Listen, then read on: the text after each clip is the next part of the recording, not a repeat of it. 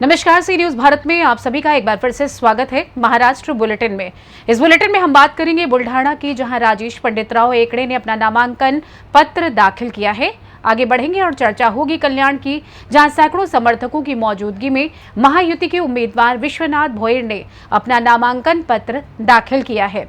In तमाम खबरों पर करेंगे विस्तार से चर्चा। भंडारा में साकोली विधानसभा क्षेत्र से महाविकास अघाड़ी के कांग्रेस के प्रदेश अध्यक्ष नाना पाटोले ने बैलजोड़ी पर सवार होकर हजारों लोगों की संख्या के साथ नामांकन दाखिल करा। बड़ी धूमधाम से रैली निकाली। इस रैली में भारी मात्रा की संख्या में अकोला नांदेड़ से बड़ी संख्या में कार्यकर्ता मौजूद होकर समर्थन भी दिया है और उनको जीत की शुभेच्छा देने पहुंचे हैं। आपण या ठिकाणी उमेदवारी अर्ज दाखल केला आहे आणि भाजपच्या वतीने एक आयात उमेदवार या ठिकाणी आणावं लागला। बघा, त्यांच्या पक्षाचा निर्णय आहे, त्याच्याबद्दल मला प्रतिक्रिया देण्याची गरज नाही। पण आपण पाहिलं की या ठिकाणी जेव्हा माझा अर्ज भरायच्या वेळीच आपण पाहिलं लोकांमध्ये मी नाना म्हणजे आता उमेदवार आता पूर्ण साकोली विधानसभेची जनता झालेली आहे असं चित्र आपण या ठिकाणी पाहतो आहे। इतके वर्ष जनतेचे प्रश्न घेऊन लढणारा आमचा नाना आज राज्याचे काँग्रेस पक्षाचे प्रमुख आहेत आणि त्यांच्या नेतृत्वात महाराष्ट्रात निवडणुका होतात। लोकांनी हा मानस बनवला की मी नाना आणि मीच ही निवडणूक लढणार आहे। त्यामुळे इथे जनतेने आपल्या अंगावर ही निवडणूक घेतलेली आहे। त्यामुळे विरोधकांचं तर इथं प्रतिभय होणार आहे। पण महाराष्ट्रामध्ये सत्ता परिवर्तन आहे आणि महाराष्ट्राच्या शेतकऱ्यांना, महाराष्ट्राच्या गरीब माणसाला, तरुणांना न्याय देण्याचा एक संकल्प आम्ही मानतो आहे। महिलांना सुरक्षा देणे, त्यांना आर्थिक सक्षम करण्याकरता ही भूमिका आमची राहणार आहे। त्यामुळे सगळ्या स्तराच्या लोकांना न्याय देण्याची भूमिका घेऊन आम्ही समोर जातो आहे। तर महाराष्ट्रामध्ये महाविकास आघाडीला ज्या पद्धतीचं लोकसभेमध्ये लोकांनी पसंती दर्शवलेली होती त्याच्यापेक्षा जास्त या ठिकाणी आपल्याला मतदान आपल्याला पाहायला मिळतं महाविकास आघाडीच्या बाजूने। महाराष्ट्रातील अकोला, नांदेड अशा अनेक जिल्ह्यातले कार्यकर्ते आज साकोलीत उमेदवारी अर्ज दाखल करायला आले, तुम्हाला शुभेच्छा द्यायला आले आहेत। काय त्यांच्याविषयी तुम्हाला वाटतं? त्यांना सगळ्यांना असं वाटतं की नानाभाऊ मुख्यमंत्री होणार, त्यामुळं कार्यकर्ते साकोलीत आले आहेत। काय तुम्ही महाराष्ट्राच्या जनतेच्या भावना ज्या आहेत त्या आपल्याला कळत आहे। माझ्यासमोर एक सगळ्यात मोठं प्रश्न आहे, महाराष्ट्र वाचवतो। कारण की या ज्या भाजप प्रणित सरकारी संघाचं महाराष्ट्र 2.5 वर्षांमध्ये महाराष्ट्र विजयाशिवाय दुसरं काहीच काम केलं नाही। महाराष्ट्राच्या इब्रत घालवली। गुजरातला महाराष्ट्र विकण्याचं काम या लोकांनी केलं। शाहू फुले आंबेडकर विचाराला संपवण्याचं पाप या लोकांनी केलं। छत्रपती शिवाजी महाराजांचा कमिशनसाठी, भ्रष्टाचारासाठी अपमान करायलाही सुद्धा मागे पुढे पाहिजे आणि म्हणून हा महाराष्ट्र वाचवणं माझं कर्तव्य आहे। आणि त्यामुळे राज्यभरामधल्या लोकांमधली जी काही भावना असेल ती त्यांची भावना आहे। मला महाराष्ट्र वाचवायचं आणि महाराष्ट्राच्या जनतेला न्याय द्यायचा आहे, त्यासाठी ही माझी लढाई आहे। भंडारा से सी न्यूज संवाददाता निश्चल येनोरकर की रिपोर्ट। बुल्ढाना जिले के मलकापुर विधानसभा क्षेत्र से भारतीय राष्ट्रीय कांग्रेस, राष्ट्रवादी कांग्रेस पार्टी, शिवसेना, महाविकास अघाड़ी और मित्र पक्ष अघाड़ी के आधिकारिक उम्मीदवार राजेश पंडितराव एकड़े ने आज 29 अक्टूबर को अपना नामांकन पत्र दाखिल किया। इस अवसर पर बड़ी संख्या में किसान, युवा, बुजुर्ग एवं महिला बहनें उपस्थित थीं। नामांकन पत्र दाखिल करने से पहले जनता कॉलेज मलकापुर के परिसर में कांग्रेस महासचिव व सांसद मुकुल वासनिक, विधायक धीरज लिंगड़े, पूर्व विधायक बंटी सबकाल आदि मुख्य रूप से मौजूद थे। प्रामाणिक प्रयत्न केले। गेल्या 5 वर्षात जवळपास 2 वर्ष आमचे कोरोनात गेले। कोरोना नंतर आपलं 6 महिन्यातच सरकार कोसळलं। सरकार कोसळल्यानंतरही आपण निश्चितच एक प्रामाणिक प्रयत्न करून आपल्या मतदारसंघाचा सर्वांगीण विकास झाला पाहिजे या उद्देशाने झटत राहिलो। आपण त्यात बऱ्यापैकी यश मिळवलं। 1300 किलोमीटरचे क्षेत्रस्ते वासनिक साहेब आमच्या मतदारसंघात अनुशेष आहे। हा दुर्दैवी मतदारसंघ आहे की गेल्या अनेक वर्षापासून, गेल्या 25 वर्षापासून जे मागे जे आमदार होते त्यांनी या प्रश्नाकडे दुर्लक्ष केलेलं होतं। ह्या महाराष्ट्रात 1300 किलोमीटरच्या क्षेत्रस्त्यांचा अनुशेष फक्त आमच्या मतदारसंघात आहे। त्यापैकी जवळपास आपण 250 किलोमीटरचे क्षेत्रस्ते केले, इतरही क्षेत्रस्ते करण्याचा प्रयत्न केला। 5 वर्ष आपण त्यांची कारकीर्द बघितली आणि अगोदरच्या 25-30 वर्षामध्ये जे काही शक्य झालं नव्हतं तशा प्रकारचं अभूतपूर्व कार्य राजेश हेगडे यांनी आमदार म्हणून आपल्या परिसरामध्ये करण्याचा प्रामाणिक प्रयत्न केला. लोकसभेच्या निवडणुकीमध्ये नरेंद्र मोदींचं स्वप्न होतं की 400च्या पलीकडे त्यांना जागा भेटतील. 400च्या पलीकडे त्यांना जागा भेटल्या असत्या तर भारताची राज्यघटना त्यांनी बाजूला ठेवून एक नवी घटना तयार केली असती.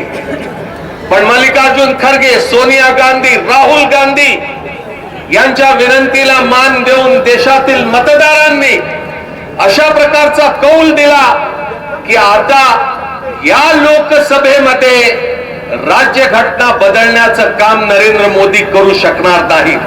बुल्ढाना से सी न्यूज संवाददाता संदीप सावजी की रिपोर्ट। धुले शहर में विधानसभा क्षेत्र से महाविकास अघाड़ी के शिवसेना उद्धव बालासाहेब ठाकरे के उम्मीदवार अनिल गोटे ने आज जोरदार शक्ति प्रदर्शन के साथ अपना नामांकन फॉर्म जमा किया। पूर्व विधायक अनिल गोटे ने धुले शहर में खंडेराव महाराज मंदिर में दर्शन करने के बाद अपना नामांकन फॉर्म जमा किया। अनिल गोटे के शक्ति प्रदर्शन के दौरान महाविकास अघाड़ी के सभी दलों के पदाधिकारी और कार्यकर्ता और धुलेकर के नागरिक मौजूद थे। इस अवसर पर बोलते हुए पूर्व विधायक अनिल गोटे ने कहा कि धुला की जनता समझदार है और लोकतंत्र के पक्षधर हैं।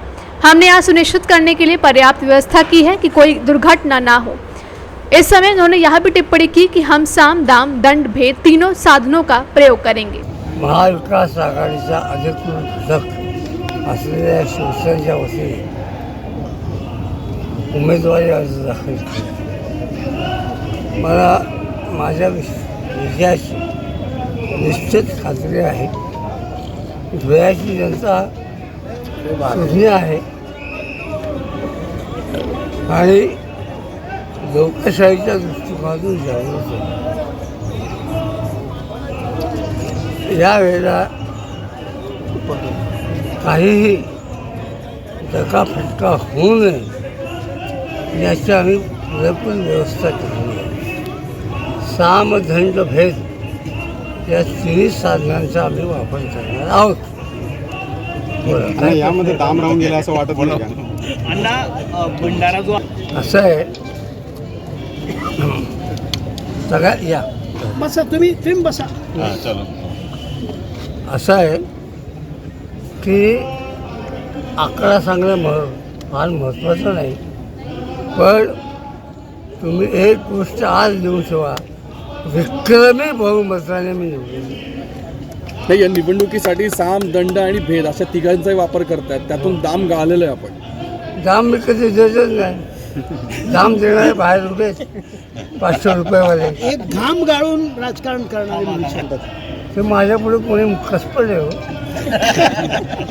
तुम्हाला तरी वाटतं कसपड आहे? धुले से सी न्यूज संवाददाता नीलेश की रिपोर्ट। धुले ग्रामीण से महायुति उम्मीदवार राम उर्फ राघवेंद्र भदाड़े की उम्मीदवारी दाखिल करने के लिए आज हजारों लोग उमड़े। प्रारंभ में भाजपा के राम भदाने ने आगरा रोड पर छत्रपति शिवाजी महाराज के स्मारक का दौरा किया। इसके बाद वहां से विराट शक्ति का प्रदर्शन करने के लिए रैली निकाली गई। इस मौके पर उन्होंने प्रतिक्रिया देते हुए कहा कि धुले ग्रामीण के विधायक कुणाल पाटिल को लेकर आम नागरिकों में गुस्सा है। निर्वाचित होने और मुंबई में रहने के लिए जो पैतृक संस्थाएं हासिल की थी वे भी बंद हो गई हैं, इसीलिए उन्होंने किसी भी तरह का नेतृत्व नहीं किया। इसलिए आने वाले समय में हम धुले ग्रामीण में कमल खिलाने का काम करने जा रहे हैं और हम निश्चित रूप से जीतेंगे, ऐसा उन्होंने इस समय कहा। महाराष्ट्राची दशा आणि दिशा ठरवणारी महत्त्वाची निवडणूक, त्यामध्ये धुळे ग्रामीण विधानसभा मतदारसंघामधून भारतीय जनता पार्टीचा कमळ हे महायुतीच्या सगळ्याच कार्यकर्त्यांच्या आणि सर्वसामान्य जनतेच्या जीवावर हे कमळ फुलवण्याचं काम आम्ही करणार आहोत। आज नामनिर्देशन पत्र दाखल करण्यामध्ये एवढ्या मोठ्या प्रमाणामध्ये लोकांचा उत्साह आणि आनंद आणि एवढ्या मोठ्या प्रमाणात लोकांची उपस्थिती बघता 100% लोकांची मानसिकता झालेली आहे की येणाऱ्या 20 नोव्हेंबरला भारतीय जनता पार्टीचं व महायुतीचं कमळ हे फुलल्याशिवाय धुळे ग्रामीणमध्ये राहणार नाही। प्रचंड प्रमाणामध्ये त्यांच्याबद्दल रोष हा जनसामान्यांच्या सर्वसामान्य जनतेच्या मनामध्ये आहे। निवडून जायचं व मुंबईला निघून जायचं। ज्या बापदादाच्या जीवावर आयत्या संस्था मिळाल्या होत्या त्या देखील बंद पाडून टाकल्या। कुठल्याही प्रकारचा नेतृत्व त्यांनी लोकांचं केलं नाही। गरिबांचं शोषण आणि पीडित अनेक लोक या सर्वसामान्य जनताला कुठला ना योजनेचा फायदा, ना दवाखान्याचा फायदा, ना कुठल्या प्रकारच्या सहकारी संस्थेच्या माध्यमातून रोजगाराचा फायदा, आम्ही येणाऱ्या काळामध्ये मोठ्या प्रमाणामध्ये रोजगाराच्या संधी उपलब्ध करून चांगले चांगले उद्योग या धुळे जिल्ह्यामध्ये, या धुळे तालुक्यामध्ये कसे येतील याच्यासाठीचा प्रामाणिक प्रयत्न करणार आहोत, एवढा विनंती। धुले से सी न्यूज संवाददाता नीलेश की रिपोर्ट। धुले में सकरी विधानसभा क्षेत्र से महाविकास अघाड़ी की ओर से कांग्रेस के प्रवीण बापू चौरे ने सकरी विधानसभा क्षेत्र से अपना नामांकन पत्र दाखिल किया है। रैली में हजारों की संख्या में कार्यकर्ता युवा शामिल हुए। रैली में जनजातीय नृत्य के साथ उमड़ी भारी भीड़ लोगों का ध्यान खींचने वाली थी। कांग्रेस द्वारा सकरी तालुका में महाविकास अघाड़ी से सीट खाली करने के बाद पूर्व सांसद बापू चौरे के बेटे प्रवीण चौरे को उम्मीदवार के रूप में घोषित किया गया था। उन्होंने आज बड़ी ताकत दिखाते हुए अपनी उम्मीदवारी दाखिल की। रैली शहर में छत्रपति शिवाजी महाराज की प्रतिमा को नमन कर शुरू हुई, जो संतोषी माता चौक, सुभाष चौक, लक्ष्मी रोड, हनुमान मंदिर होते हुए तहसील परिसर में प्रवेश की। इस समय प्रवीण चौरे ने अपनी उम्मीदवारी दाखिल की। रैली में सांसद एडवोकेट गोवल पांडवी, विधायक शिरीष नायक, पूर्व सांसद बापू चौरे, पूर्व विधायक वसंत दोधा, सूर्यवंशी, वरिष्ठ कांग्रेस नेता उत्तम दाव दसले आदि उपस्थित थे। आज साक्री तालुक्यात महाविकास आघाडीचे उमेदवार म्हणून प्रवीण बापू चौरे यांनी आज नॉमिनेशन फॉर्म भरला आहे। आज त्यांनी महाविकास आघाडीमधले सर्व कार्यकर्ते एकत्र आले होते, आम जनता एकत्र आली होती आणि त्यांनी मोठ्या रॅलीत सहभागी घेतलं आणि निश्चित रूपने मला वाटतं एक प्रकारचं शक्ती प्रदर्शन झालं आहे आणि मला खात्री आहे की इथे महाविकास आघाडीचे उमेदवार म्हणजे प्रवीण बापू चौरे निश्चितपणे निवडून येतील असं मला खात्री आहे। धुले से सी न्यूज संवाददाता निश्चल की रिपोर्ट। कल्याण में पश्चिम विधानसभा क्षेत्र में शिवसेना, भाजपा, राकापा और रिपाई महायुतिया के आधिकारिक उम्मीदवार विधायक विश्वनाथ भोयर ने आज सैकड़ों समर्थकों की उपस्थिति में अपना नामांकन पत्र दाखिल किया। इस अवसर पर कल्याण पश्चिम के खड़कपाड़ा से कल्याण की मुंबई विद्यापीठ चौक तक एक भव्य जुलूस निकाला गया। राज्य के मुख्यमंत्री एकनाथ शिंदे द्वारा कल रात घोषित उम्मीदवारों की सूची में कल्याण पश्चिम से मौजूदा विधायक विश्वनाथ भोयर को एक और मौका दिया गया है। विधानसभा चुनाव के लिए उम्मीदवारी दाखिल करने का आज आखिरी दिन है और विश्वनाथ भोयर ने जोरदार शक्ति प्रदर्शन के साथ अपना आवेदन दाखिल कर दिया है।